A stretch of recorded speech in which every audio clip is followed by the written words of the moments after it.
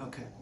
So Celeste, when you came in last day, you presented with mostly chronic neck pain in your right shoulder down in through your right shoulder blade. And we evaluated your entire spine and found out where you have subluxations. Subluxations are areas of the spinal cord where the nervous system has become irritated and it blocks the flow of information, let's say as an example, from your right shoulder to your brain. So now your brain can't see what's going on in your shoulder, it can't heal it, and it can't regulate it. So my job is to clear that subluxation and improve the flow of information going from your brain to your shoulder.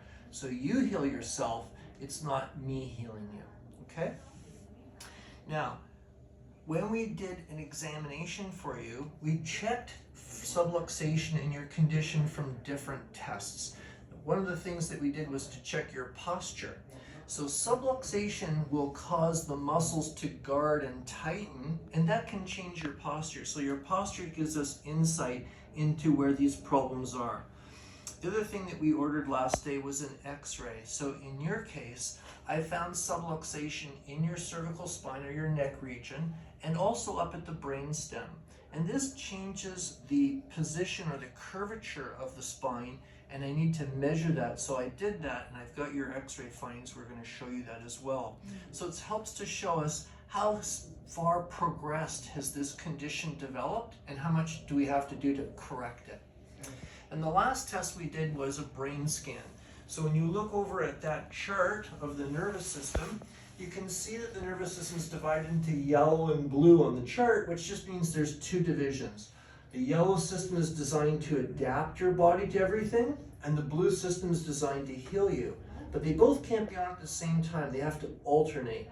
So if you were in a burning building, your body is going to shut the healing off and turn the adapting on full to make sure you get out and you stay alive. It's only when you start to calm down after you've got out of the burning building, your system calms down, your adapting system slows up, and your healing system can then take its place and alternate. So we did tests attracting your attention to turn the adapting system on, but then between those tests, we had you close your eyes, take a deep breath, and relax to turn the healing system on. So we're going to look at your results and how your healing system is able to turn on, or to what degree it's able to turn on, and that we consider when we draft up a program to fix things, okay?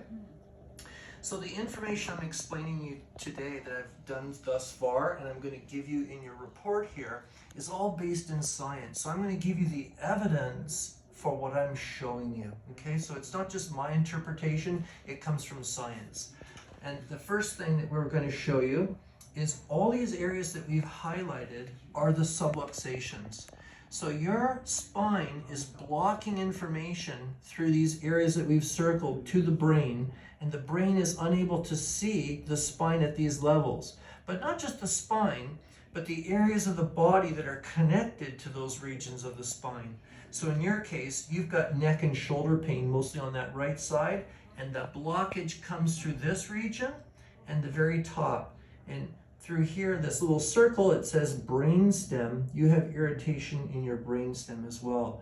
And the reason I highlight that is because your brainstem's a little bit more like a computer than just a relay machine. It makes decisions, and we have blockage at the brainstem that affects things like mood, sleep, attention, focus, these kinds of things, your energy, overall energy, and regulates a lot of different functions in the body. And we mentioned that when we went through a systems review, we found out that your menstrual cycle gives you some difficulty, that each month you would get excessive cramping unless you took different kinds of medication. And so that's an indication that your system is having a lot of difficulty transitioning through that cycle, and that's not normal. And so we look at the brainstem that connects down to your menstrual function and affects its health as well. So we're going to explain these things as we go. So this is a concept page that shows you that subluxation ultimately affects the brain's ability to see what's going on in the spine, then provides inappropriate messages These inappropriate messages cause more dysfunction, which then further creates this loop. And this can all lead to many subluxations, as in your case, can lead to these types of difficulties. Your body's ability to regulate itself, or homeostasis, which means regulate everything. Neuroplasticity, the ability of your nervous system to become plastic or change. The tissues in your body to be plastic or adapt. All of these things are affected to varying degrees with subluxation. Now, the part of your brain that gets affected most is this region we call the prefrontal cortex. And the prefrontal cortex, shown in orange here, affects many different functions, executive functions mostly, but it certainly influences pain, which is what you experience, and inflammation in your body. But it also affects your hormonal system, your immune system, your ability to feel empathetic. So if you're in a great deal of pain and had a lot of problems, you're probably less empathetic at those times than you would be if your body's functioning well. So it's just important to understand that it's your brain that's affected by these problems in your spine, and we're going to actually restore this part of your brain or reformat it through the adjustments that we provide you.